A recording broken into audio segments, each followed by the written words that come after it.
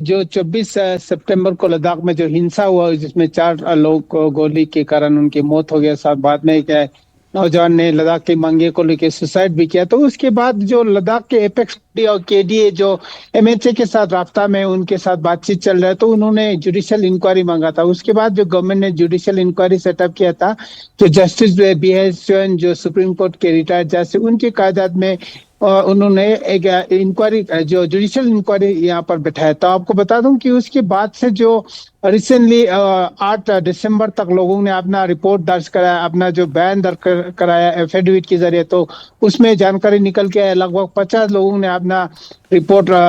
दर्ज किया जो एफिडेविट के तौर पे सबमिट करना होता है, वो उनके सामने रखा। तो रिसेंटली जो उसके बाद से जो अब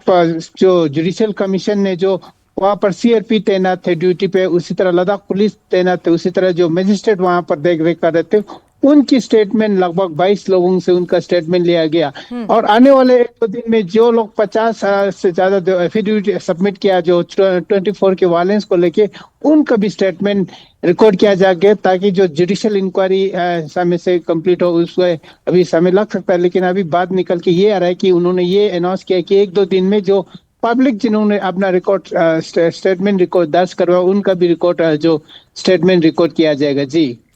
जी, बहुत शुक्रिया मोरूप आपकी जानकारी के लिए। तो आपको बता दें कि न्यायिक आयोग ने अब ये जो बयान रिकॉर्ड किया है उसे आपने हमारे सहयोगी द्वारा सुना।